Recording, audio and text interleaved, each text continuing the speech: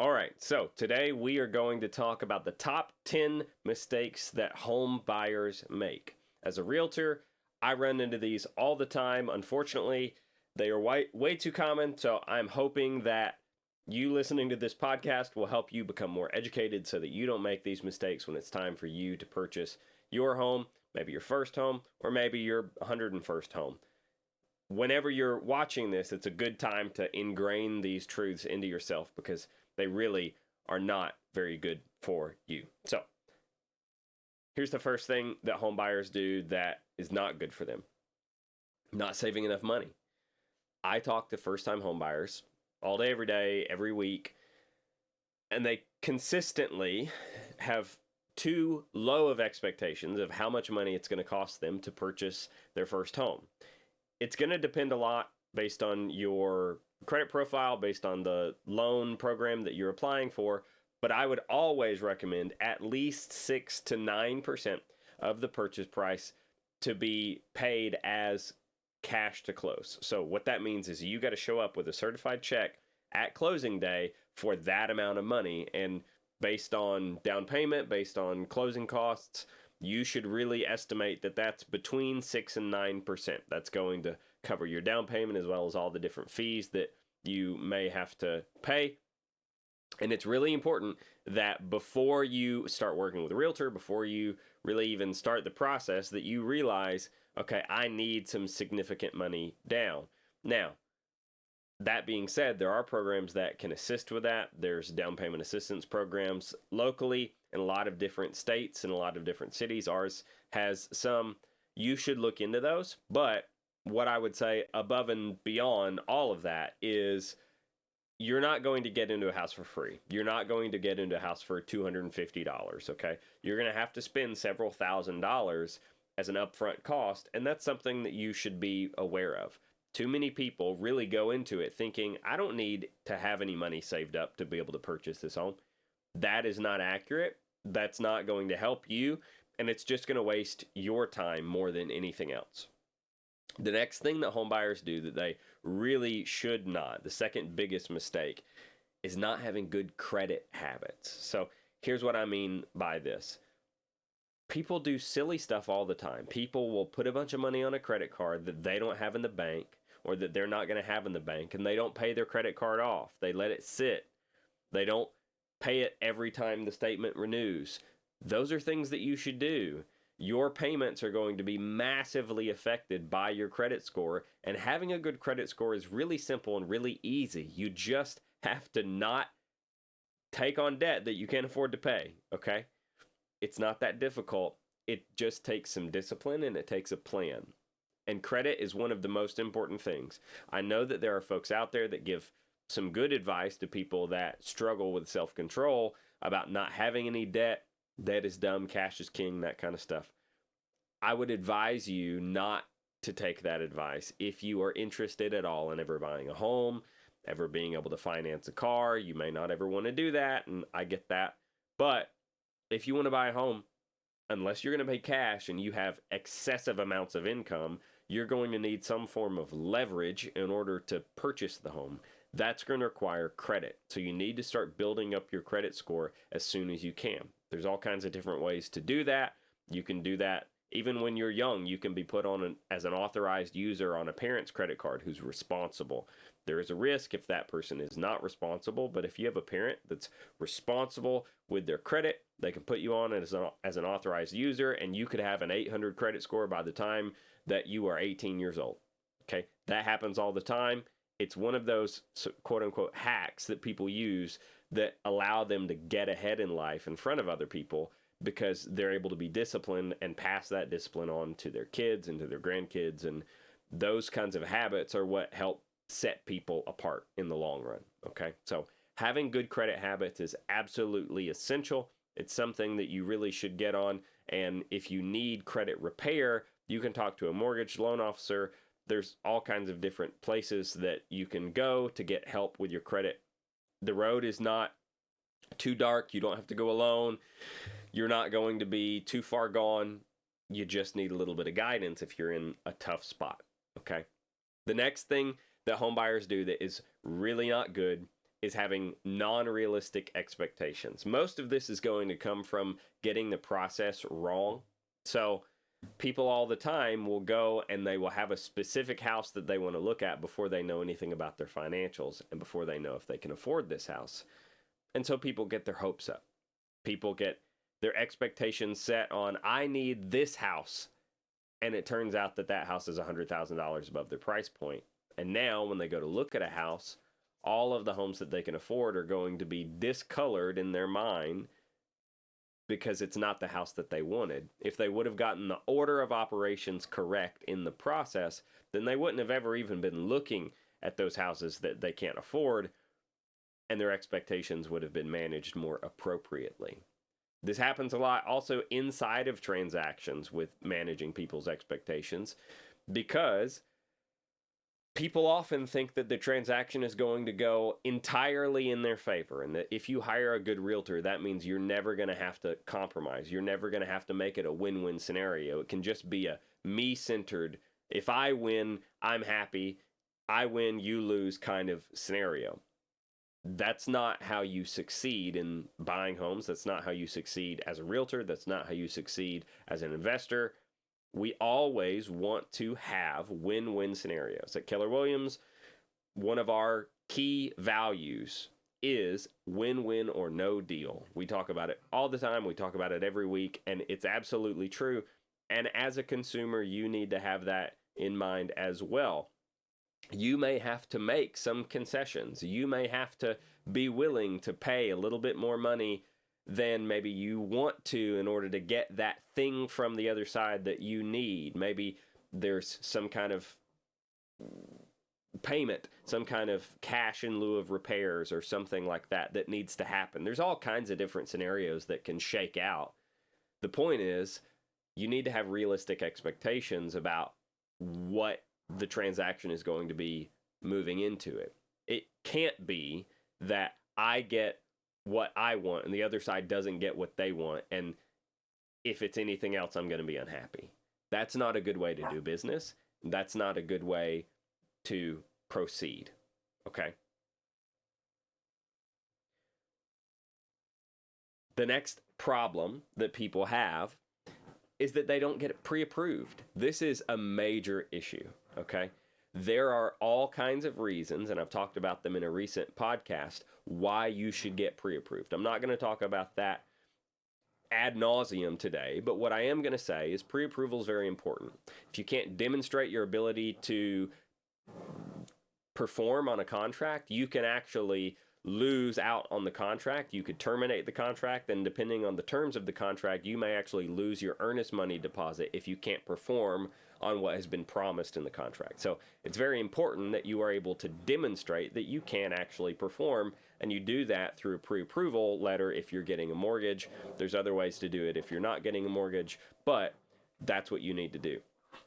Also, my dog is absolutely just like going crazy right now. Hold on. Here, leave it. Hey.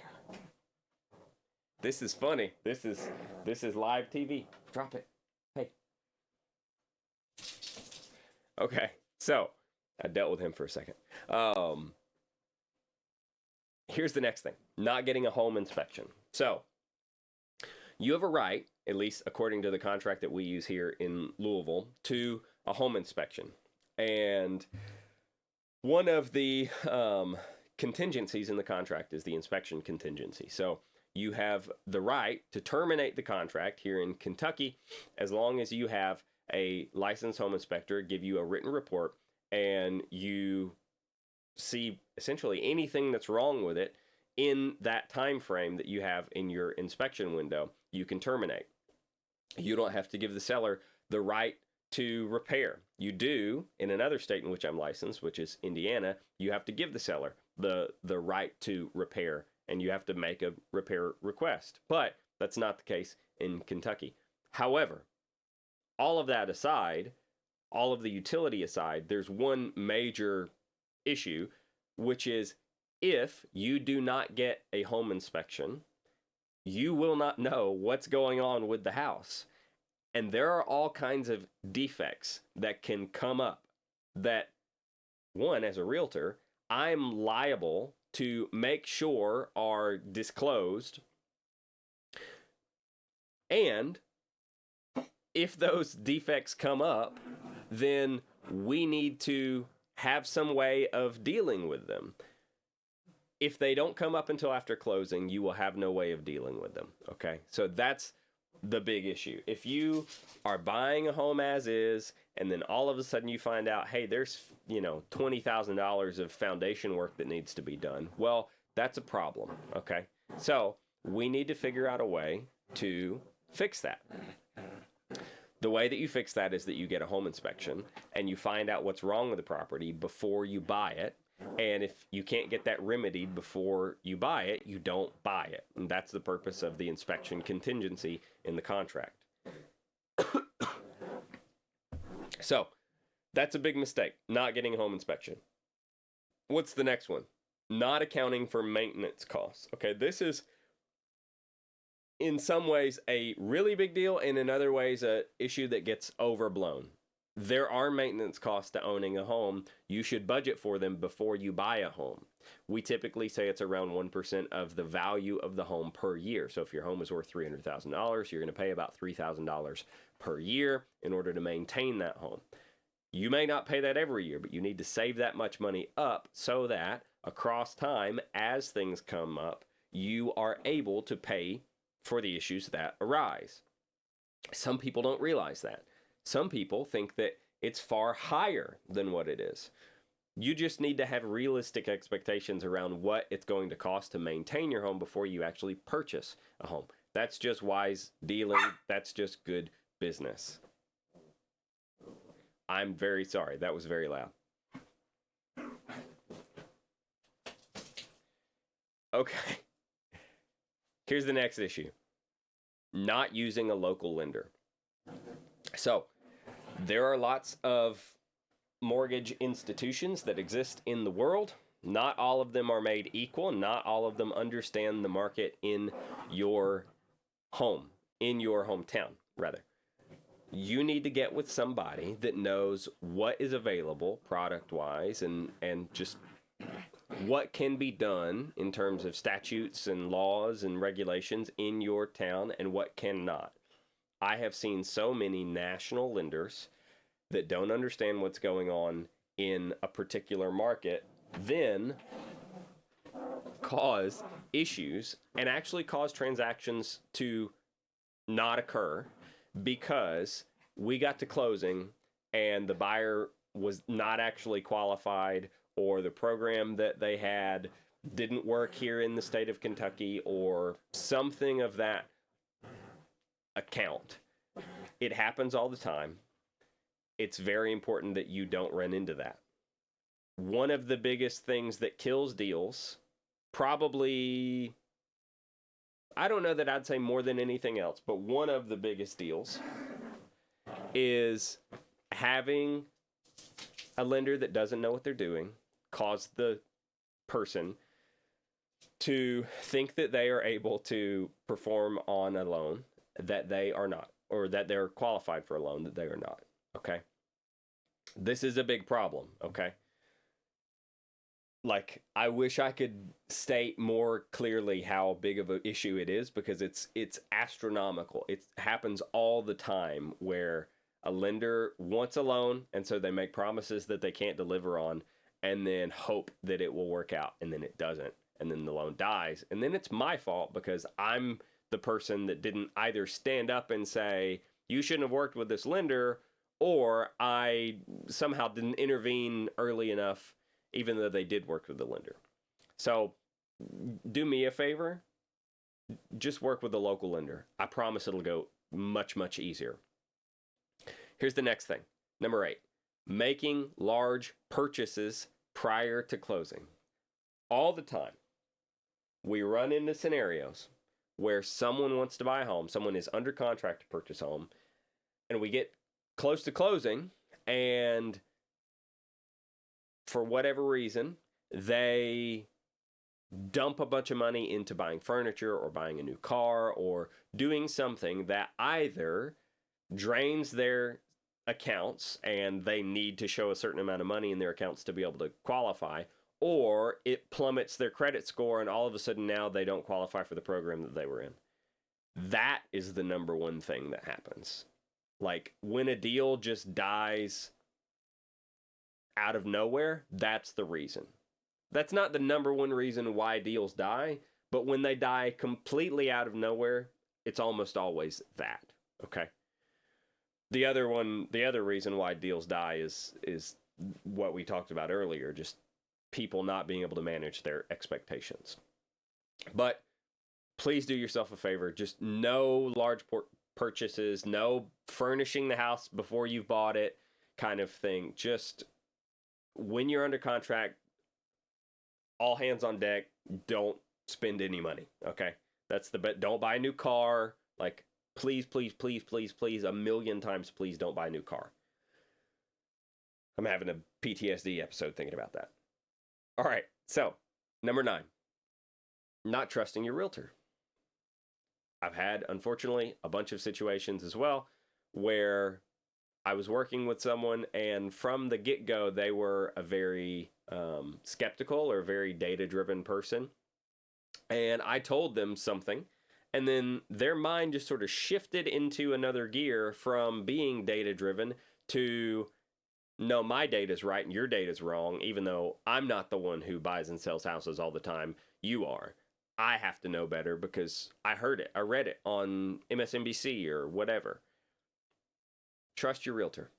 You're hiring a professional. You're hiring someone who knows what they're doing. You're hiring an expert, the same as you would hire an attorney or a doctor or a plumber or an electrician or whatever. And I'm not saying that realtors are equal in qualification or character or whatever, but we are equal in one regard, that we are a niche expert service. You need to trust us when it comes to our expert service. Okay.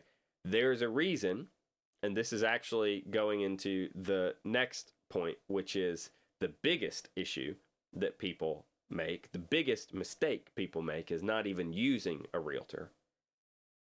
There's a reason why 89% of all transactions that happen involve a real estate agent. It is because we know what we're doing. We know how to get the most value for your dollar. We know how to save you headaches. We know how to keep your deals from falling through.